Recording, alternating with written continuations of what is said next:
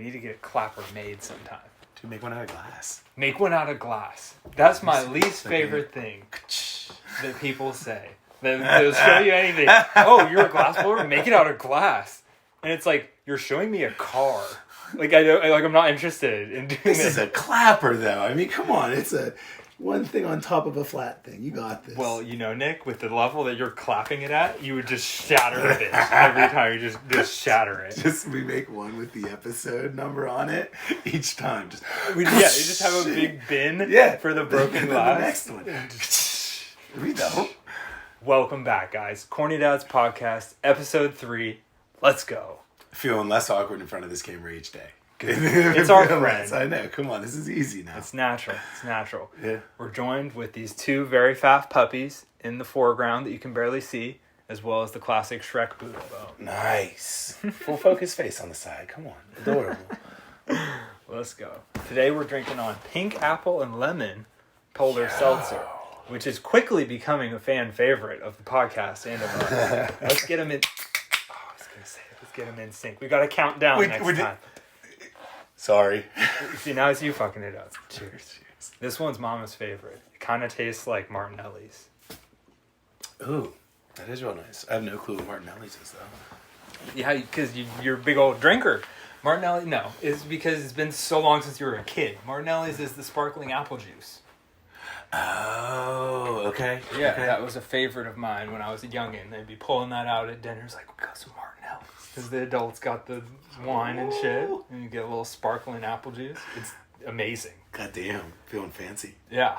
It's one thing I haven't ruined as an adult. Have you done that with any things that you had as a kid? And you're like, oh, I'm going to relive this thing. And you just kind of fuck with it. And it's not as good. Dunkaroos. Dunkaroos. Because they changed. First of all, they changed it. It's completely different now. No. They just cut they're just like these coins. The cookies are just coins. They're not the actual, they used to be the, kangaroo shape and, other shit. Damn. Yeah, and the icing is, fondant? Yeah. So it looks amazing, but tastes like trash.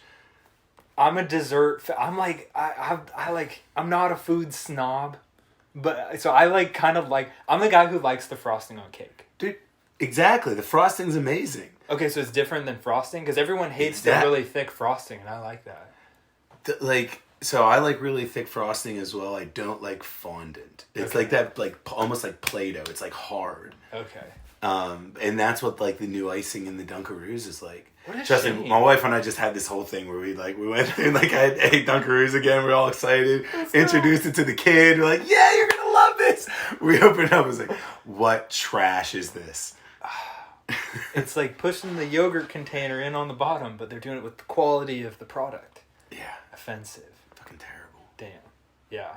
I actually used to watch Cake Boss a lot. Yeah? You know Cake Hell Boss? yeah. Yeah. I had a period of my life where I deep dove Cake Boss. Let's go. I related to the Italian creative nature somehow. I don't know. Well, I mean, glass blowing, it's an Italian thing. So yeah. There you go. And I've always done different things with drawing and art and things like that. So I was like, damn, they go hard with the cakes. How dope would that be to make a focus cake someday? It's still a goal of mine. Dude, Link up with Buddy Velastro. Shout out Cake Boss. Make a focus cake. Let's go. Let's do it. Any of you viewers out there, if you make cakes, if you're a culinary artiste, let's get that link in. Or if you got 20 bands to drop, we can go to Carlo's Bakery and have Buddy and me do it, probably for $20K. I don't know. I'm sure I'll do it. That sounds about right. 19.9 would go to Buddy, and then I'd get $100. Creative. So what do we want to get into? I was thinking of detailing the Impersonators this time. And I think it's very relevant. Currently relevant, and something we should definitely talk about. So, why don't you start off by just explaining what has happened recently on Instagram? So recently on Instagram, I guess due to the years of track record of selling stuff on Instagram, it has begun to come onto the radar of bad actors. Isn't that how they say it in crime shows or some shit? Of people who want to fuck with people and people who scam. I don't want to say scamming because it's like, it's too broad. We need to get a little more specific for y'all to understand this. It's not a classic scam. What people are doing now is impersonating. So instead of... So yeah, like what's the difference? Sorry to cut you off, but like, I mean, we just talked in the, I think either first or second episode about someone trying to scam you. Yeah. So like, what's the difference between that guy who was, you know, sent you a fake check in the mail paying for something versus like the guys that you're dealing with now? Maybe what's happening now, I might say it's like a layer removed from that. Whereas that was a more one-to-one scam. This feels a little more like, I don't know, like underneath the blanket of scams, but maybe one of many tactics, whereas what happened to me was closer to a scammy scam. I don't know. Impersonating is just another form of scamming. I don't know how different it is. Basically, just people trying to fuck with people and make money in ways that are dishonest off of people who classically do things in an honest way, such as me and many of the other sellers on Instagram. A lot of us do auctions, dibs post, for sale stuff, discount sales, you name it. We do a lot of different sales tactics to get our work out there because the best place we've found to have an audience that's active and engaged is Instagram. So recently what's been happening is people will impersonate the account name that we have and replicate the profile picture, the information, not really even the posts, but when you are tagged by a person like this, it immediately looks almost identical to the real person interacting with you. So if you're on Instagram and you follow this person, let's say you're a fan of Gabagool, and then a profile comments and it's Gabagool's profile picture and his name, but one letter is off, your immediate reaction is, this is like, whoa, I'm getting a comment from this person who I know. So it becomes sadly, it's a really effective way of fucking with people because you're scrolling pretty quick, you're responding pretty quick, the nature of it is pretty quick, you're not exactly being meticulous when you're answering quick things. So if you're getting messages from, you know, a profile picture that is the same as yours and a name that is almost identical, you know, you're not necessarily going to jump into their profile right away. You might just be like, oh shit, that's Ben. Like even my wife, she went, oh, you know, Ben messaged me about winning a giveaway. Yeah. And I mean, because she's not super into it. She does a real-time job. So she just saw it, was like, oh, why, I can, you know, Ben's messaging me. Yeah. You know, and it was, I mean, you just have the two underlines on the front and back, and the first guy to do it just simply doubled those underlines. Yeah. So like, I mean, unless you're staring at it directly, you really can't even tell that it's a different name. Right. It's actually pretty tricky. Like it takes someone giving it good attention to determine that automatically. The second layer of it that I encourage people to get to is knowing the context these things occur in. So you can insulate yourself from these things if you understand what context you're being delivered these things in. And if something sounds too good to be true, it usually is. And often these profiles will message you and you're the winner. You win money, you win thing, some immediate benefit to you.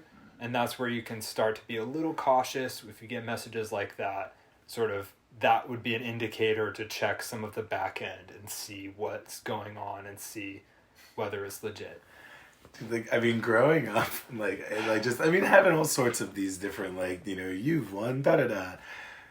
Like, I would love to know if there has ever been anyone, like, in America who did not enter a giveaway and won a giveaway that was just a win. Yeah. You know, that had no strings attached, had no nothing where you had to pay for it or anything. Like it's just not a real thing. I just don't think that's a real thing. So yeah, I think that's good advice. If you ever get a message saying you've won something whenever you didn't enter it, you didn't do anything for it. Yeah, but then you have the guys that were, you know, trying to scam your customers were messaging them saying that they won the giveaway that you were putting on. Yeah. So, I mean, they didn't necessarily have to enter it. They could have just messaged them, but then they were messaging people that entered the giveaway saying you have won. Right. making it a little more complex because those people did in fact enter. Yeah. So they could actually reasonably assume they might win. But man. Please no, I mean, Ben's never gonna ask you guys for your payment information. Like that's a different way street there. Like you are going to ask Ben for payment information. Yeah. You know, he's never gonna reach out to you guys asking. And I think that's pretty general for anything. Yeah. Like anything that you're buying or whatever online, like never have someone asking you for your credit card to give them. Yeah. And for transparency, a lot of you have messaged me about this exact issue and if I'm the person who messaged you, and that's okay. I'll be honest, it gets a little overwhelming at times. Sometimes these come in like droves where I'll have 15, 25 requests for messages, and all of them are about the legitimacy of the message. But as like the person who's serving you guys, it's my duty to like help you guys stay on the same page. So I welcome you to message me if you feel like questionable about stuff. I won't assume you're like an idiot or anything. It does get overwhelming and my response might be short sometimes because I have a bunch of people who are asking the same thing, and it is frustrating. Like, to be straight out, it's like, damn dude, it's frustrating when people are scamming and stuff. But you're always welcome to message me and I'll give you an answer, even if it's just, no, it's not me or whatever. Because I know it's not clear. And it's like, it's got to be like double frustrating because you have someone out there fucking with you, fucking with your revenue, fucking with your money. Yeah. And then people are being nice by reaching out. And like, I mean, that's dope. Like, you can't be like, oh, you know, I'm upset because someone is reaching out to give me a heads up that someone is fucking with me. Right. You know, you're not going to get upset about that. But then now you have like 40, 50 people telling you the same thing and just like, oh, that's frustrating. Yeah. Like I think we were like out at the, Mama and I were out somewhere. Yeah, doing a normal life thing. Yeah, and I checked my phone and it's like 15 requests and I'm like, no, that's not good. And the first one is just like, I think it's a scammer. I'm like, God damn it.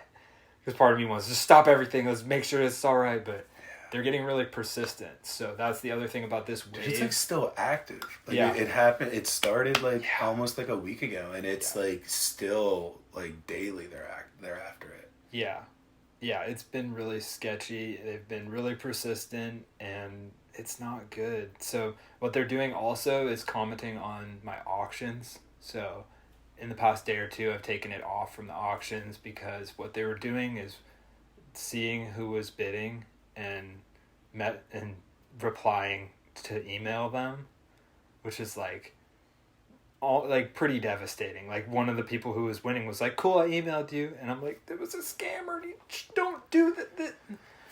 So that's like a next layer where that's like my daily bread that I get, and it's preventing that. So it's a big challenge right now. And even yesterday when I just posted things and said DM me, one person commented how much, and the scammer even said email me on that. So it's like pretty out of hand, which is all, I don't know. Shout out GlassPass. Yeah, shout out GlassPass. Seriously, head over to GlassPass. Please check out GlassPass because that's been popping recently. Yeah. The guys over there.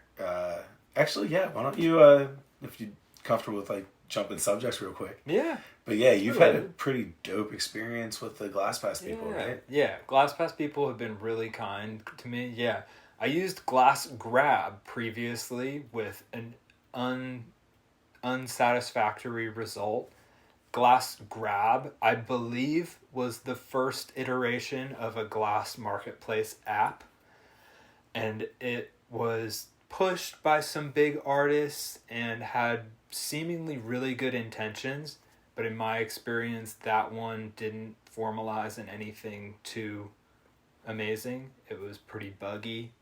And this is all despite being a really solid attempt at giving us a platform for something. So credit is still deserved to that, but to come full circle, something needs to work for everyone for it to be massively adopted. So that's where GlassPass comes in. It's rather similar idea. It might have even been first. So I don't want to weigh in on whether GlassGrab or GlassPass was first.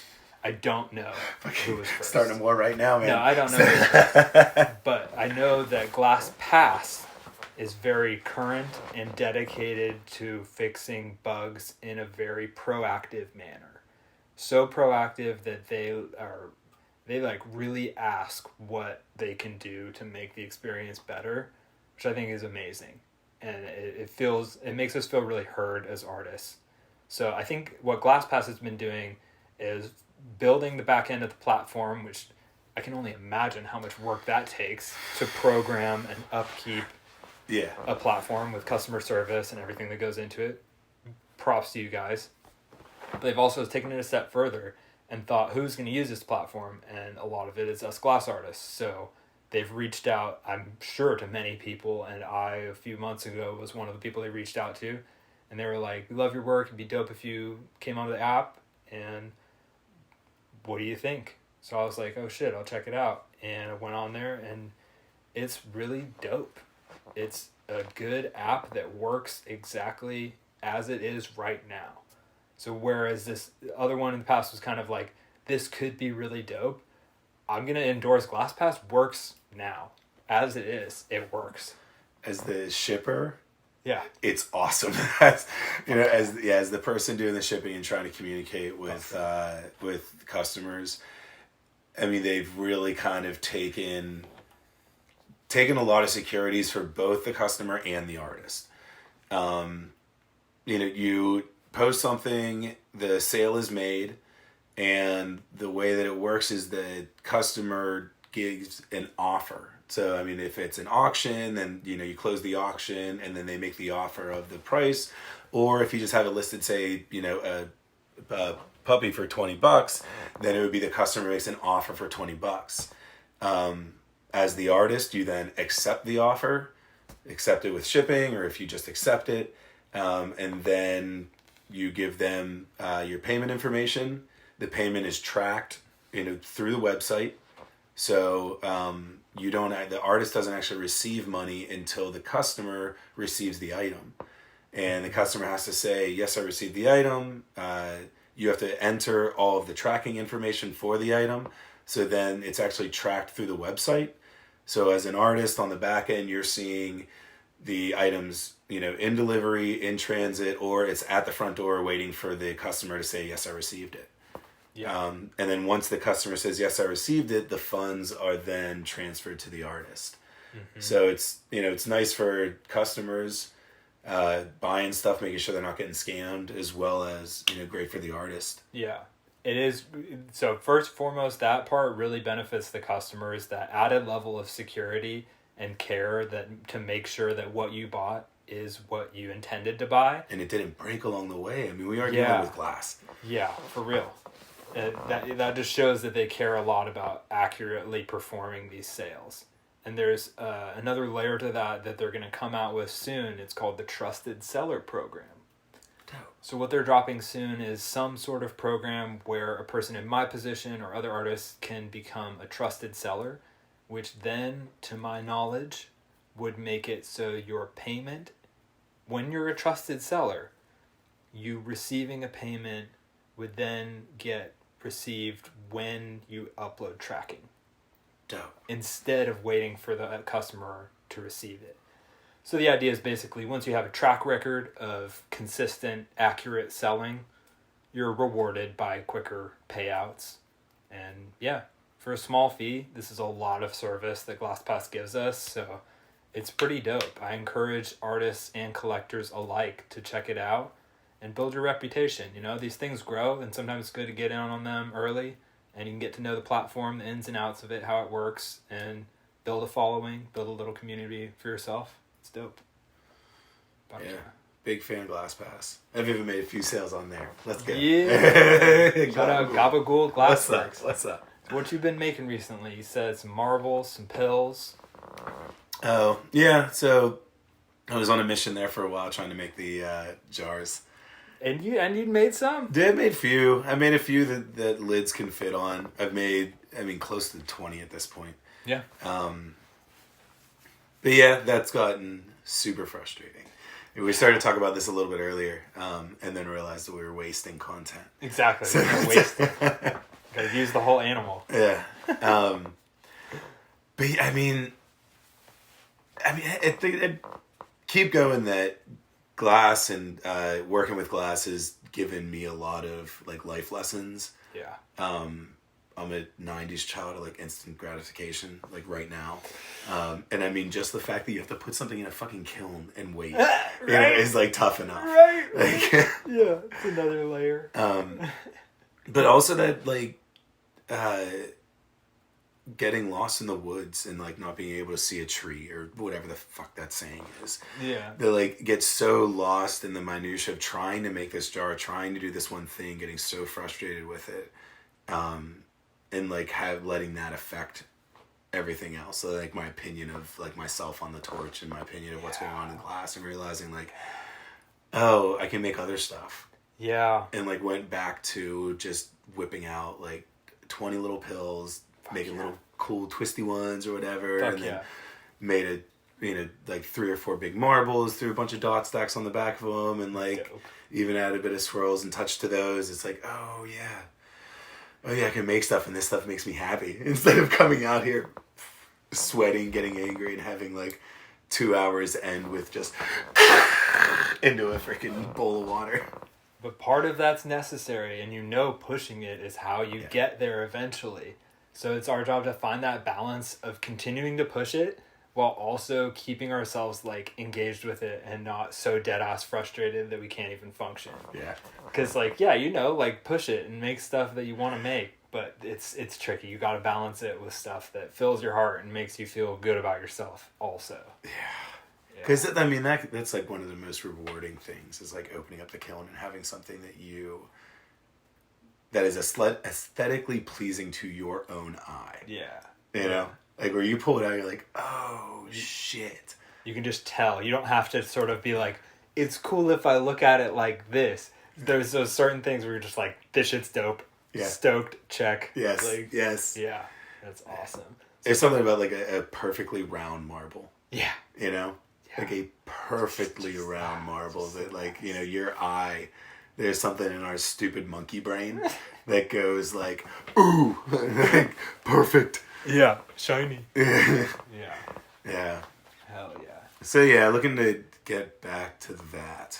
Mm-hmm. So, I don't know, probably gonna make a bunch of fucking vortex marbles. Just make myself feel good again. Get it. Yep. Get it. I think you should work clear too. Make some clear jars. Yeah. Try that. I always get so sketchy about working clear for some reason. It blows out super quick. Yeah. Yeah.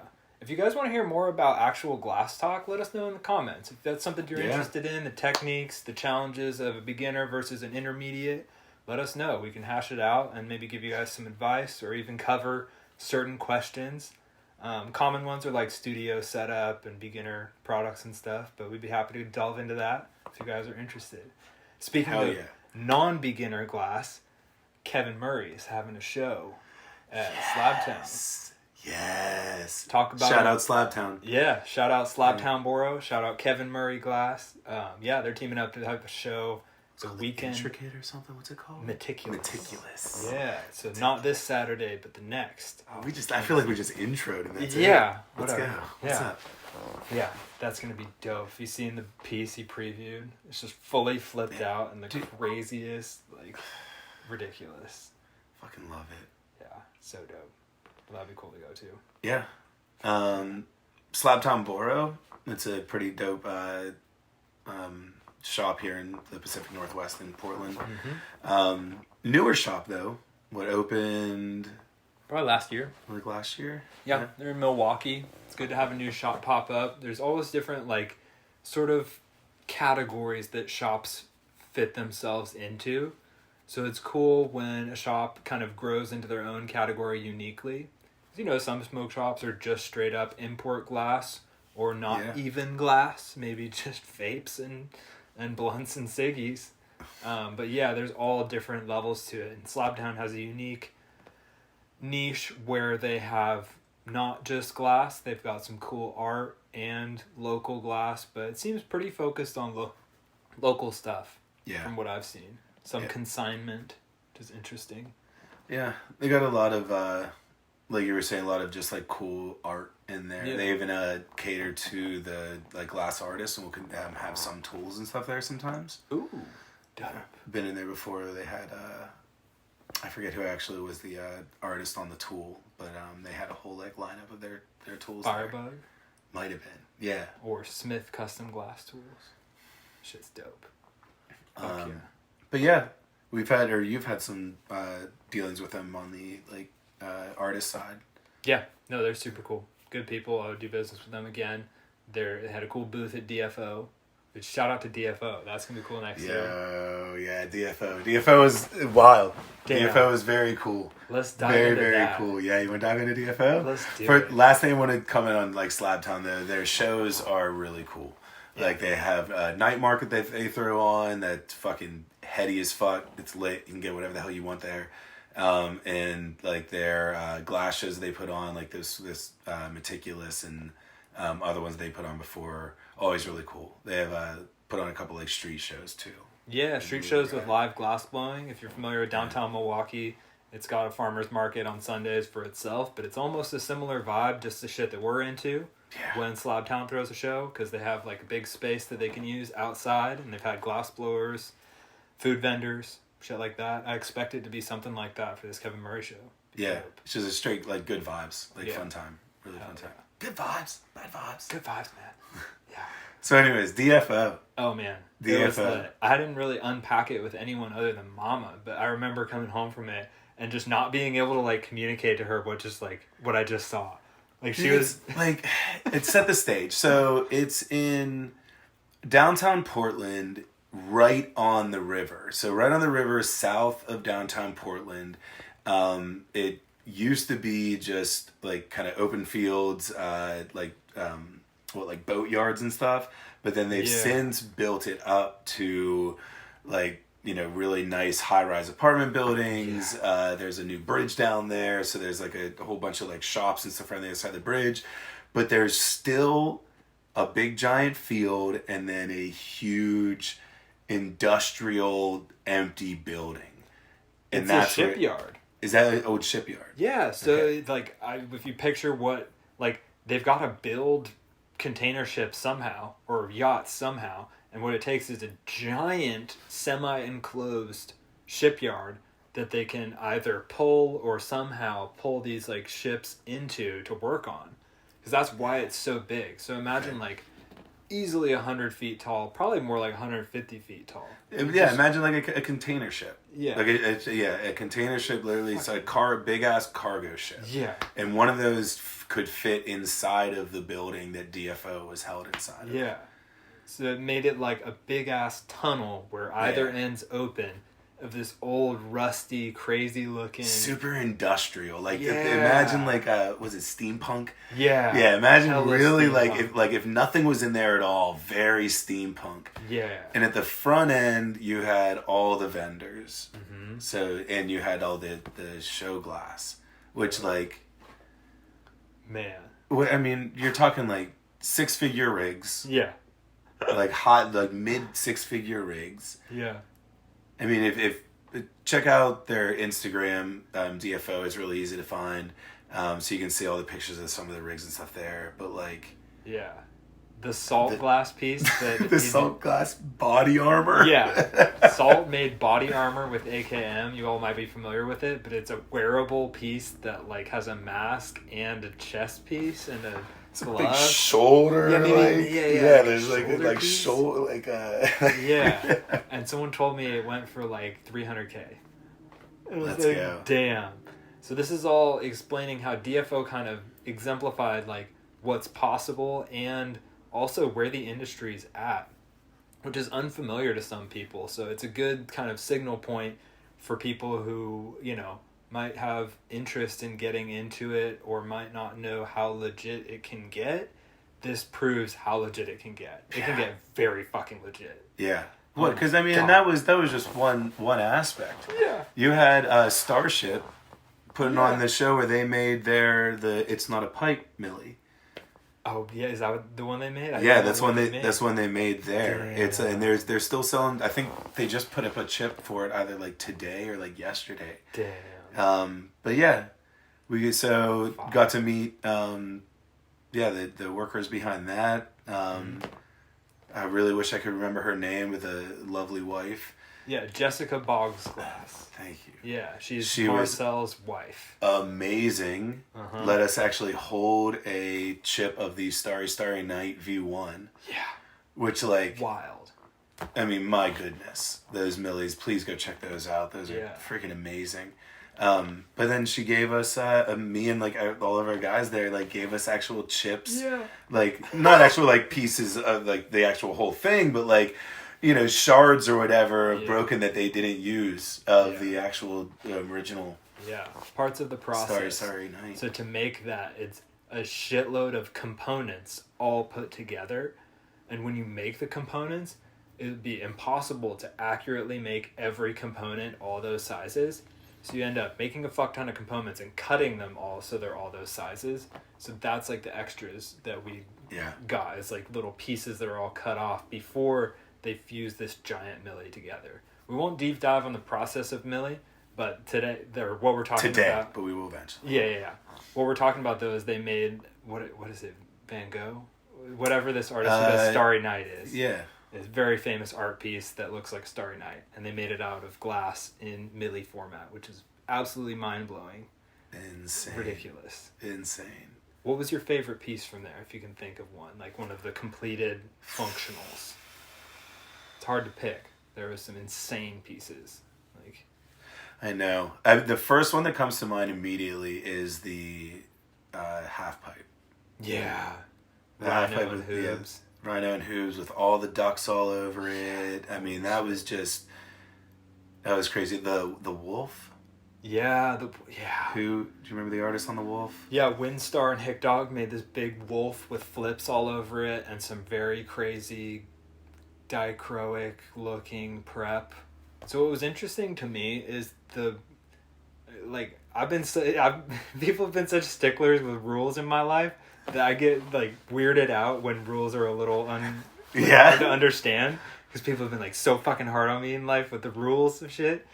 But it was really unclear what the rules were. So there was incredibly amazing pieces, but they didn't have to just make them there.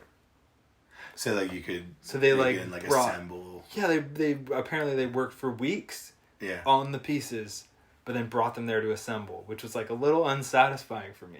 It's just like, if it's an event, you should just throw down in the event, and then that's like says what it says. But if you can just kind of take your time and be like at home and like work on it, that's a little weirder. I don't know. Wait, was it Yushin that we were watching make the fix? Yeah, fixing the piece? Yeah, fixing the piece? Yeah. That was another... wild. Yeah, why don't you explain that whole situation? Yeah. Yushin like tagged the perk too low in the base of a piece but it was like already finished. So what happened is the piece is completely finished, to my knowledge. 80K piece. Right? Yeah. 80K piece. I mean, rumor has it. It's easily, I mean, it's whatever. It's like close to that if it's not 80K. Whatever. But yeah, like piece is finished, and then apparently inside the piece, the perk inside cracked. So he had to go in and like hold the piece in grabbers over a Bunsen and like pick it open and like fuck with it to like fix this little piece and refine these little like distances that needed to be corrected.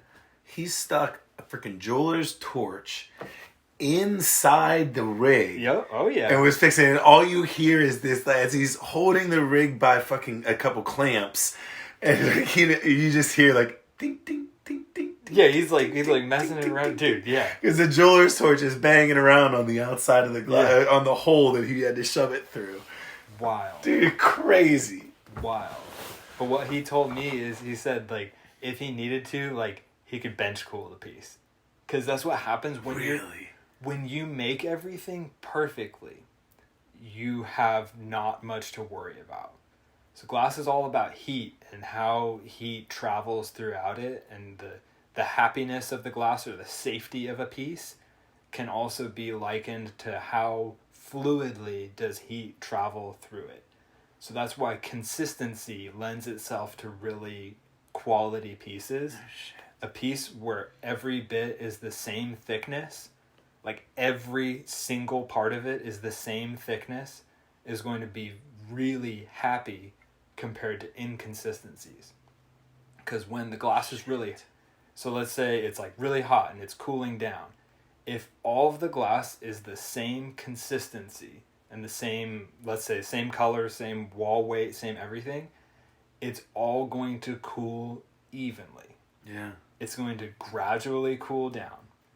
But when you incorrectly make stuff or semi-correctly make stuff or have inconsistencies, what happens is you have a piece of nice glass and then maybe you have a thicker piece of glass. So then the heat in the piece travels very inconsistently. So then you try to cool that piece down. Well, the thick piece doesn't cool as quick than the thin piece. So then there's greater contrast in the piece. And the more contrast of heat between it, the sketchier it is. So, like, that's what can lead things to break. But when there's, like, no contrast, like, when something's made perfectly, there's no contrast for it to, like, fuck up the heat gradient. It's just going to be hot or it's going to cool down. So, like, if you make shit right, you can, like, do some baller shit. Let's go. Yeah.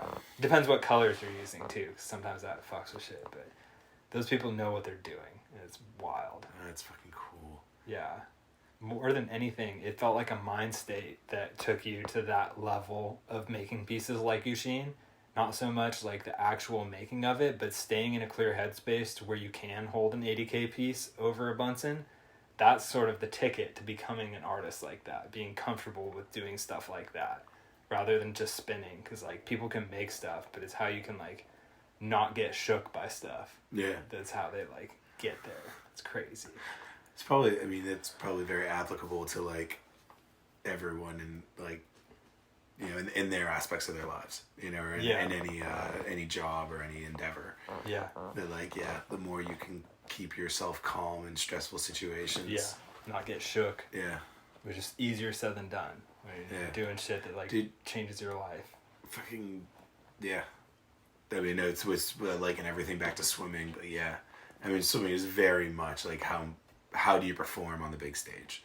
Like, how do you perform at big meets? It doesn't really matter how you perform. I mean, yes, you need to perform at practice and push yourself and be able to work hard, but you don't have to, like, be perfect. Yeah. But, like, can you be perfect whenever it counts, whenever it matters? The meat would be, like, the finished piece. Yeah. It's like, you can make all the prep you want, but the finished piece is what you will be judged by. Like, point blank. That was a super cool part of DFO, is being able to be back there and just watching all the demos. Yeah. So yeah, we were saying, like, the front half was all of the, like, finished product or booths that were, like, selling stuff, and there was, like, a little marble show going on, a whole bunch of different cool stuff. And then the back half was all the demos. Yeah. It was just a straight line of... Had to be 20 torches. Dude, right? Like, and best artists out there. Every artist you guys follow and know. Yeah. Like, that was insane. Yeah. I'm sorry. No, you're good. No worries. Yeah, it was wild. Like, all the freaking artists were so crazy. They had a professional photo set up, so all the finished pieces were getting photoed, like, professionally. Oh, yeah. That was dope. Yeah. Then, I mean, and then there was, like, the sesh area. Yeah. In the very back. Yeah. Which was, I mean, that was a whole fucking scene to itself. Yeah. There were people that just literally went to DFO and just hung out back there the entire day. Yeah. Just all day. Another cool part about it is there's, like, a lot of different ways that people, like, loved it. It wasn't just that everyone who loved it had the same experience. Like, I freaking loved it, and I just basically stared at the people blowing glass the whole time. But, like, some people just dabbed the whole time, and they loved it, like, just as much, if not more. It was awesome to see just everyone out in the scene, because I think with any community, there's going to be good and bad. You know, any community out there, like the car community or the shoe community or whatever, so there's going to be good and bad. But there's something so welcoming about the glass and cannabis community. Yeah. It felt welcoming of imperfection. Yeah. The nature of the process is so imperfect that I think it just feels like that around the people and everyone who's, like, into it. it feels like imperfection is okay in like a lot of different ways. It's pretty cool. The amount of times that I've had like someone either reach out through Instagram or like in real life saying how open accepting the glass community is, how, you know, they're supportive and they, you know, they're, yes, it's a big flex community. I think that's like the elephant in the room right now is that, it's like if you can have a really toxic, it's very easy to be toxic in the glass community and be like, oh, like, you know, have a status point of price or artist or anything like that. But like, I think the majority is just going to be hyped on, you know, hyped on what they have, hyped on what you have, hyped on the fact that you enjoy glass and you know, find out what artist is your favorite artist. Super easy to have common ground in those types of situations. It's pretty cool. Yeah. Yo, you should pull out the Corny Dads podcast on Instagram. I want to see if anyone submitted any questions. If you guys found somewhere. Yeah. And if we don't have any questions, that's okay. If you haven't already, follow us on Instagram at Corny Dads Podcast. We're following people back, and we appreciate you guys for following, liking, commenting, and listening on here on YouTube. Thank you guys. Let us know in the comments what you guys want us to talk about too. And you never know, we might be surfing the comments, we might bring something up and get after it on the podcast. And eventually, we might have a guest or two. So that could be pretty cool. We've got some ideas, but nothing locked in yet. Nah, no questions yet. That's okay. That's okay. It's all right. It's all right. We'll get them next time. We'll get them next time. That's all right. But yeah, one other thing I wanted to touch on is one of our favorite Instagrammers, Matthias. Yo. Yeah. Yeah, what's up? We've been inspired by him lately because he's just a content creator in general who's gone through the ringers of all these different sort of ways of presenting himself, and he's been a big inspiration to both of us. So I wanted to give him a little shout out here and show him some love. I mean, I would not know Ben, and I would not know another big person in my life, Papa Primo, if it weren't for Matthias. So, no, you don't know me, but shout out. I appreciate you, brother. Yeah. So just recently, Matthias started a new channel, too. He's doing a car channel. And I was really excited for him because he's gone through the ringer of not being able to monetize his content. And I think him doing something like this is going to give a big opportunity to more wholesome content that won't get forbidden like his career has been sort of forbidden. And this all sort of ties back into the Instagram thing too. So one thing that I've heard from people about the Instagram thing is confusion as to, well, why do you use it if it's giving you problems? And that's fair. That's a fair criticism, but maybe we can give some perspective on why people in our position would use a service like that, even though there's problems like that. For one is the community. You're able to build a reputation on Instagram throughout time of people who can see what you're like, see what you're into, see what you do at their own pace in a communal way that is shareable with others. And that sort of thing isn't exactly the same on Etsy or eBay or Dude, that's really true. Other places like that. There's something about Instagram that really encourages the community aspect. Yeah. Like the messaging back and forth. Mm-hmm. I know it's a lot of flex, a lot of just like, you know, shoving, you know, what you have or what you're doing in other people's faces or getting it shoved in your face. But I don't know. There's something about just the easy communication. It's very easy communication on Instagram. Yeah. And it's super easy to just jump back and forth and chat back and forth. Yeah. I think we brought this up before, but like, I have a roommate who, you know, works at a bike shop or whatever, part of her bike shop, and, you know, not in the glass community at all. But as I dove into it, got super into it, he, you know, started his ancillary seeing and understanding a bit.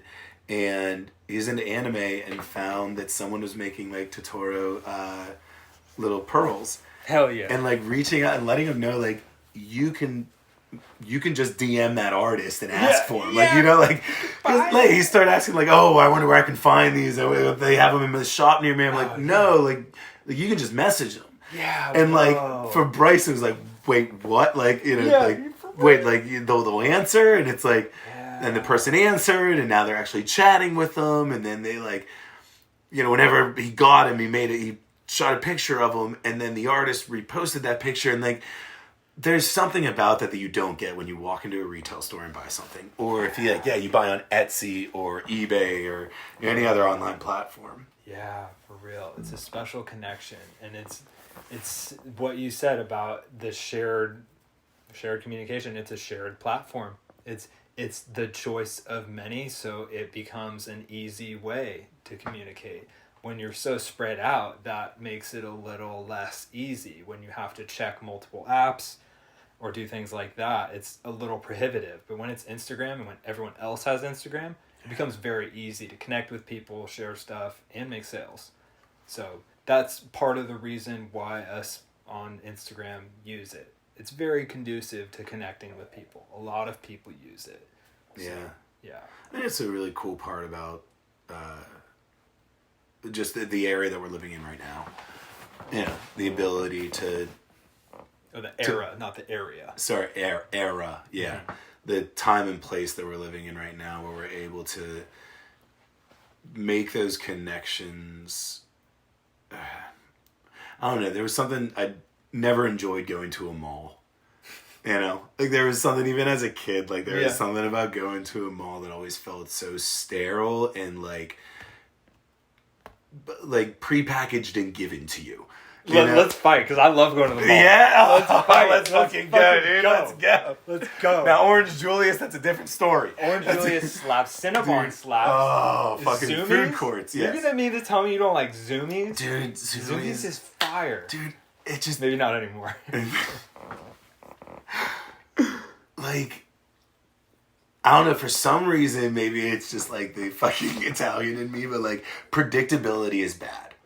Like predictability and being able to go, like, I know what's going to happen, or I know what you're going to do. I know what, like, or not only do I know what you're going to do, I'm going to do something and you're going to do it because I made you do it. And you aren't even going to realize it. Like, there's something about, like, that, like, that's the ultimate, like, get over, is that, like, that I'm going to do something, say something that, like, it doesn't even have to do with what we're talking about. And then it's going to cause you to do something. So you mean advertising, or those people standing in the middle saying, hey, buy a hair straightener? Oh, God, those are the worst. I feel so bad for those people. I just want to give those people a hug. Yeah, like, right? I'm sorry that this is where you're at right now. But you're saying, like, the advertising. But, like, the whole advertising, like, whereas, like, walking down the street in New York City and having, even if it's, like, the same shops, for some reason, that seems less sterile to me. Yeah. And seems like cool, like, where, like, a clothing show where I met you for the first time. Today, we're giving free ad space to 3D Melts. What's up, 3D Melts? 3D Melts is a wonderful person on Instagram who makes 3D printed things, such as this Shrek Buddha. You can hit him up if you want a Shrek Buddha for yourself. This is quickly becoming the icon. One icon of the Corny Dads podcast. Shout out to you, 3D Melts. Yeah. Woo! Woo! Back to the mall talk. I'm getting fired up. I know, this is great. I'm so fired up. Okay. So, yeah. The fucking malls. Yeah. So, but then, like where I met you at a street show or whatever, where, like, you had a booth and a bunch of other people, like, that... I mean, to me is the purest form of sales, because like, I'm not going in there with any expectations besides, like, I know that it's streetwear and I'm into streetwear. Yeah. So then you get to see different artists, connect with them, like, one-on-one, and be like, oh, you're making dope shit, and take it. Well, there's a different angle that I look at the mall thing from, because, I think that's way cooler, for sure. But what I've noticed over the years of doing stuff is a lot of times... things that small artists do, and I'm not saying myself, but in general, often those things predict or the forerunner to what becomes in the mall. So when I go to the mall, I find great interest in seeing, like, now the thing that the independent artist became famous for is a mall thing. There's a really interesting aspect of it when you go into Zoomies, and I'm like, this style was made popular by an independent artist that I used to follow or whatever. Or some person who like blew up and made it big and made some awesome stuff. Blew up and made it so big that now their stuff is copied by Zoomies. That shit gets super interesting to me. That's pretty dope. To see those trends, how the trends like weave in and out of like that. That shit is so interesting. Because almost all stuff is like popularized by younger or more independent people. And then it's just corrupted and like overblown by big brands. But it's never the same, which is another interesting aspect of it. It's never that what Zoomies has is exactly the same as the independent thing. It's always less cool. It always has to be slightly whitewashed. It's like always slightly whitewashed. Diluted a bit. Yes. Like the quality's whack. Maybe there's some compromise. There's always compromise. So that shit gets super interesting as someone who's like made plenty of clothing and stuff. I'm like, I see what you guys are doing. Yeah. You're trying to play off of the thing that's popular. And you're using influencers and rappers and everything to kind of get your point across. It's crazy. Hey kids. Yeah, but then somehow that "Hey kids" vibe has carried throughout 20 years. Yeah. We went to Zoomies in probably the early 2000s, right? Speaking for myself, it was probably 2003. Like, I'm from middle of nowhere, Pennsylvania. Oh yeah. The closest Zoomies was like 2.5 hours away. Damn. Yeah, bro. Closest Zoomies to me was 12 minutes. Yeah, just like right down the fucking street. That's funny. Yeah. Also, shout out to my mom because she would take me to Zoomies and she'd be like, "Get a cool shirt." Nice. And I was like, "Hell yeah!" So that actually birthed a lot of my interest in like cool shirts because I would have like the LRG shirts or whatever. Yeah. It was LRG and a couple others that I really liked back then. But yeah, that was like really influential because they had cool graphics and they just gotta represent yourself. And that like influenced me to want to make my own shit. Because then when I could find out you could make your own shit, I'm like, this is amazing. This is so much cooler to fucking make your own shit. Yeah. So it's just kind of like cute now. Going to the mall is kind of cute. Okay. But then the snacks are pretty good. Snacks are dope. So I would say mall snacks. Yeah. Mall snacks on point. Like, People watching too. Yeah. Like, dude, Clark County Fair. Okay. Some serious people watching. Shout out Clark County Fair. Massive. Runs on Terps said he was going there. Is that the one in Washington? Yes. Yeah. Yeah. He was there like the same day that we were at the Yamaha County one. Oh, nice. What stood out to you about that? It's so big. It is the big, and I'm from middle of nowhere, Pennsylvania. Fair country. Like we have fairs every other weekend for no damn reason at all. So like been to a bunch of them. Yeah. And this is the biggest thing that I have ever been to. Like, you know the big like the livestock barns? Yes. Like pretty standard size. Smell them. Long, like pretty long. They're like like 50 yards long or so by like 20, 30 yards wide. Sure. They had like 10 of them. And that was just the one section. There was like 10 of them in the back one like livestock section area. They had one dedicated to like little kids science play. I'm telling you, like we had to drag our kid out there. Drag him out. Oh my god. There was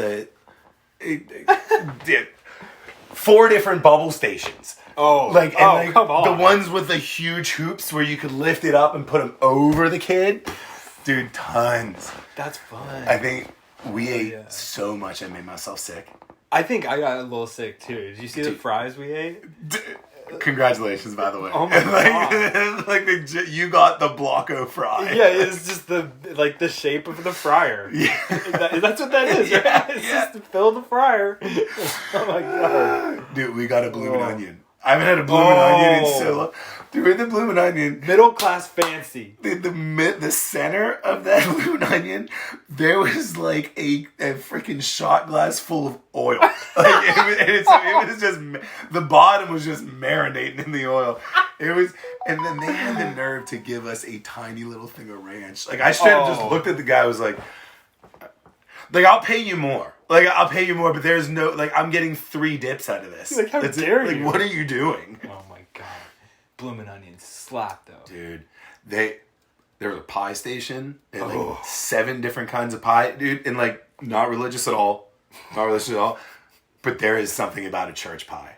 A church Because, like, they don't have any other indulgences, so, like, okay, we are going to go hard on our baked goods. Dude, this church pie was phenomenal. What flavor? Mixed berry. Okay. Yeah, we got the mixed berry, so it's strawberry, blueberry, and something else, marionberry. Damn.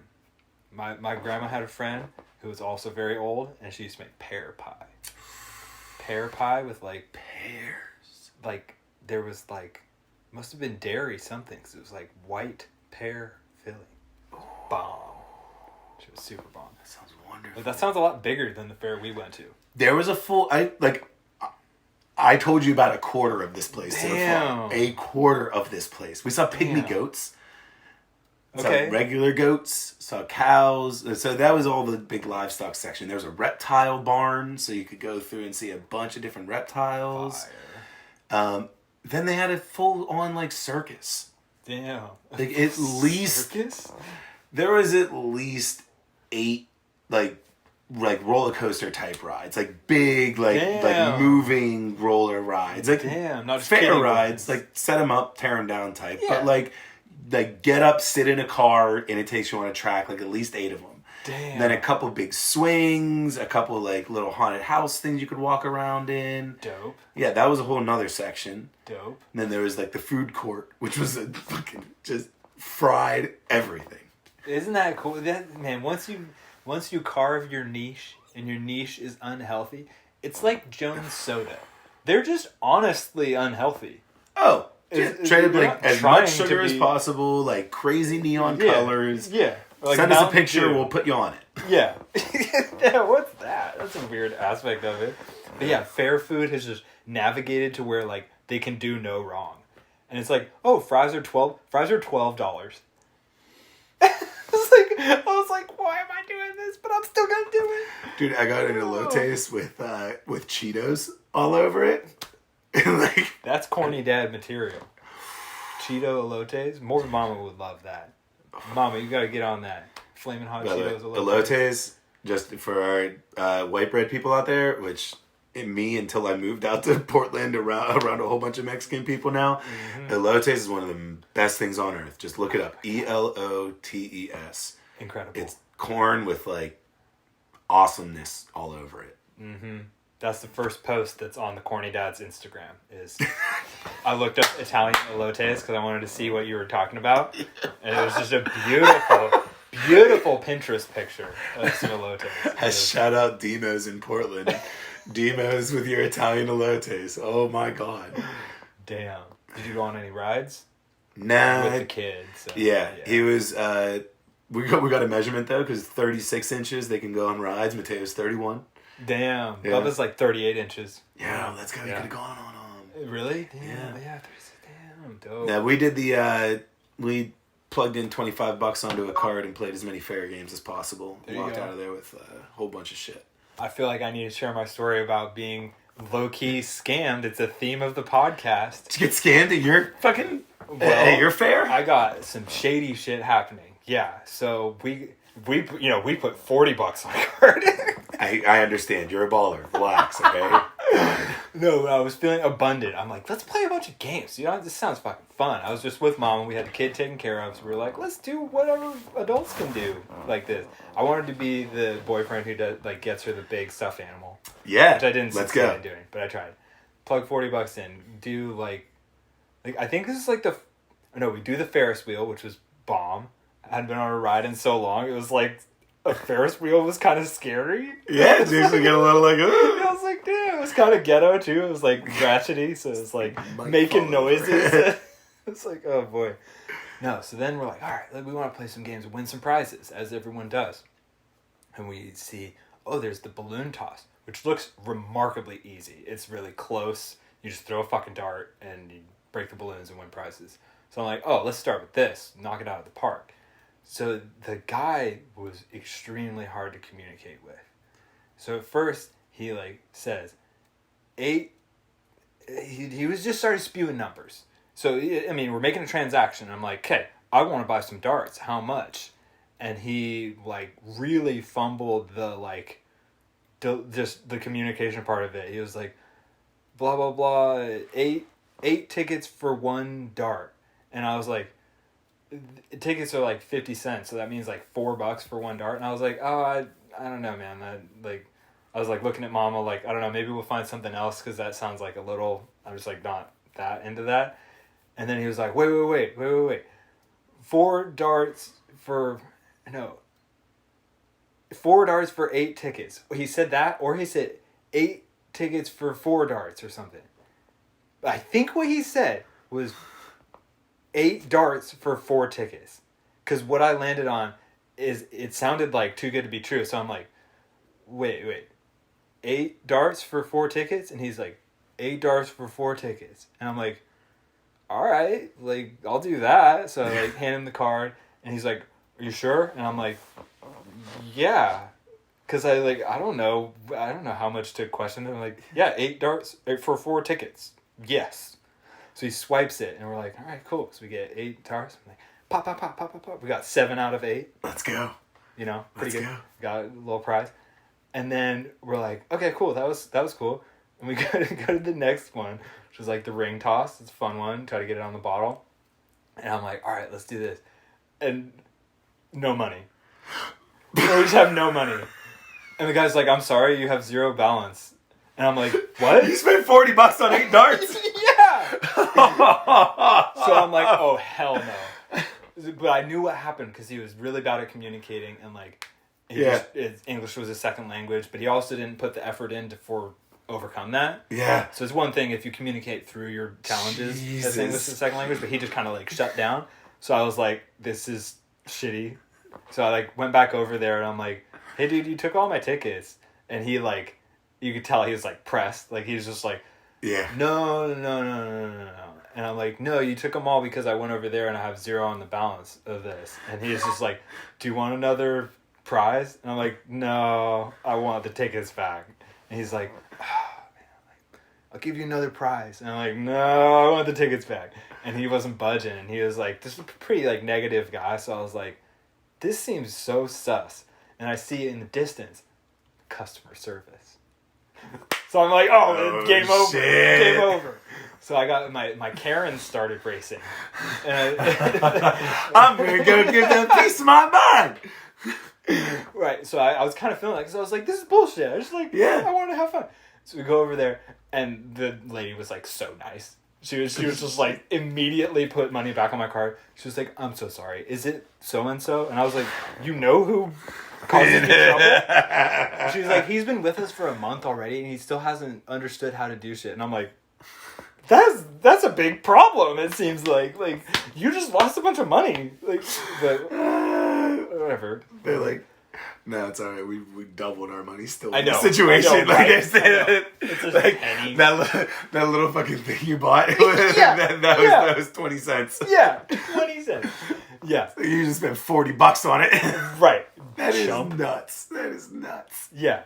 So I didn't even have to close to go Karen mode because they were super understanding and cool, which was refreshing because I almost was going to do the like, I don't know, like as a kid or something, I probably would have been like, oh, that's sad. Okay. But as an adult, I'm like, no, this isn't fucking right. What do you... Give me the big Sonic the Hedgehog. I want the Sonic that is the size of my child. You don't have a Shrek? Well, make one. I know a guy. You can call him. Yeah. Make me a fucking Shrek. Oh my god. No, so we got our tickets back, and then we won a couple other things. But then we walked back by him, and I was just like, oh, just me and Muggle. Son of a gun. Yeah.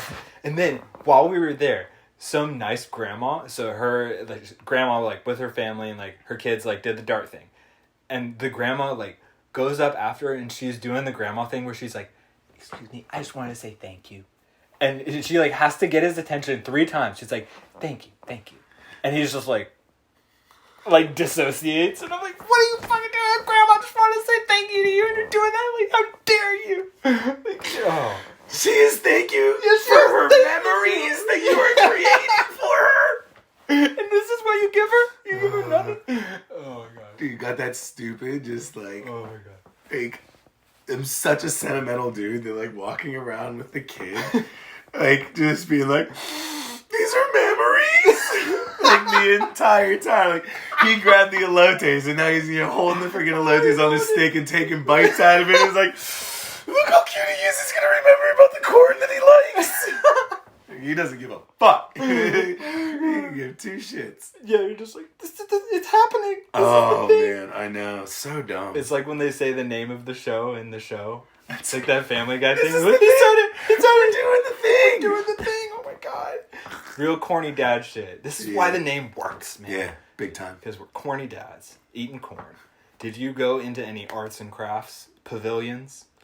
That's a word, a pavilion? No, so, I mean, the closest thing was that, like, science center thing. Okay. Like, they had like, probably about 30 different, like, stations and stuff that they could play on and do stuff with. And dope. It was cool. What about you guys? We went in and because they have, like, competitions. Oh, shit. Yeah. They You walk in with your freaking dick out and like, kids, I'm a fucking artist. Get out of here. I'm going to win this shit. That's how you get unpopular. No one likes that. Never. No. What I did do was build up massively these talented young and old folk, which is apparently the crowd for fairs is you're either under 13 or over 65. Sounds about right. It's like that. There's no one really in between. Dude, quick little aside. How about the fucking, like, the kid, like, the teenage groups? Oh, dude, yeah. Like, just watching them in their element. Like, that is, like under 16, mom, dad had to drop you off there, but you get the fucking day. You get the day. Just looking around, trying to find something else with pimples to touch. You know, like... We saw it, and we were, like, in the distance, we're like, they're on a date right now. It's like, it's so cute. Yeah. Start playing up the, like... Did you say that you were going to meet your friends there, and she said she's going to meet her friends, but then you guys actually met up? Like, is that what's going on here? Is that what's going on? It looks like it. I think so. Oh man. That shit is funny. Yeah. Yeah. They had some really interesting arts and crafts. Do partake in that. Niche county fair arts and crafts is a whole category. So, like, they had a whole pavilion that was, like, 4-H competition. So it was, like... Okay. Like, best tomato grown, but it also had, like, best flowers, and then there were, like, little art projects. Like, yeah. So this was, like, vegetable creatures. Like, people took a zucchini and, like, put 2 buttons for eyes. That's the one I voted for. So if you haven't, check out our YouTube channel. We're throwing out a lot of things to check out, so do it at your own pace. But I have a YouTube channel where me and my wife make cool videos, and we made one about the county fair. We showed the zucchini I'm talking about. This is him. He had 2 eyes and then like pipe cleaner arms and like a little coat. And then the best part was he didn't win, but I like voted for him. But then the one that won had collapsed because like the vegetables had like rotted. It was like, so gross. It was like some weird like. No one ever heard of hairspray. Come on. Yeah, coat that shit. It looked like ginger, like tan root things, like but like a creature. Like, dude, shit was weird. I love shit like that though. Incredible. It's so interesting, dude. I think you hit the nail on the head with like. It's for a certain, like, you definitely age out of county fairs for a while, and then, like, you come back to them and, like, oh my god, they're fucking amazing. Yeah. But yeah, this one, so you said... Which one did you go to? Yamhill County the Fair. Yamhill? Okay. Out in McMinnville. Dope. Yeah. It was probably a lot smaller, based on what you're saying. I'm telling you, this one was nuts. Damn. Nuts. You'd have a map. Damn. Like, on your way in, they gave you a fold-out map. Damn. There was like 4 different like lines drawn on the ground that like so you could find your way from one area to the next. Oh, like colored lines. Yeah, like the red line took you to the fair, the circus or whatever. Damn. The green line took you to the food. The Fire. blue line, yeah. Damn. It was nuts. It was serious. Nuts. Yeah. Yeah. And then there was a marketplace. They had a whole marketplace thing where you can go buy a whole bunch of random stupid crap. Like what? Racist stuff, Oh yeah, that's a thing. The politics of county fairs, like racism's cool. I swear they're just jerking their own dicks too. It's like all the Democrats hang out with the Democrats, all the Republicans hang out with the Republicans. It's like this seems so counterproductive. Like that nothing's happening at all. Like, what are you doing? Why are you doing this? It was nuts. It's ridiculous. Yeah. You could win a gun. There was a raffle for a gun. Yes. America. For real. Yeah. It was pretty dope. Damn. Would go back again. The state fair is in like 2 weeks. Oh, yeah? Mm-hmm. Let's go. You ever been there? Oregon State Fair? Yeah. No. I heard it's pretty dope, though. When I was a kid, I made it to state in the spelling bee. Let's go. So I was like in 4th or 5th grade, and I won the school one, I won the county one, and I think just those two, and it took me to state. Damn. Yeah. Or maybe Look I at won you. 3, because I think there would be the school, and then maybe the schools in the county, and then I don't know, whatever. Your boy made it to state. Yeah. I forget what I spelled though. I don't know, but yeah, that was my state fair experience as a kid. I was just trying to like think up a crazy word to ask you, but I'm so fucking stupid I couldn't even come up with Yeah, a word. onomatopoeia, or I was gonna go with hippopotamus. hippopotamus. Yeah. HIPPO Potamus. POTAMUS. Nice. Hippopotamus. That you gotta say it before, you gotta spell it, and then you gotta say it after. Country of origin? No, I won a cool pen though one time. Nice. They're really shelling out for the spelling bee prizes, Yeah, huh? I think that was county, but I didn't place in state, so it kind of went without a hitch. But yeah, state's pretty cool. We might go there. We'll see. Oh yeah. All right. Well, we're over an hour. Let's save what we got for the next one. Thank you guys for tuning in. Yeah. Appreciate you guys. Follow us on Instagram. Like, subscribe. Drops every Sunday. Stay corny.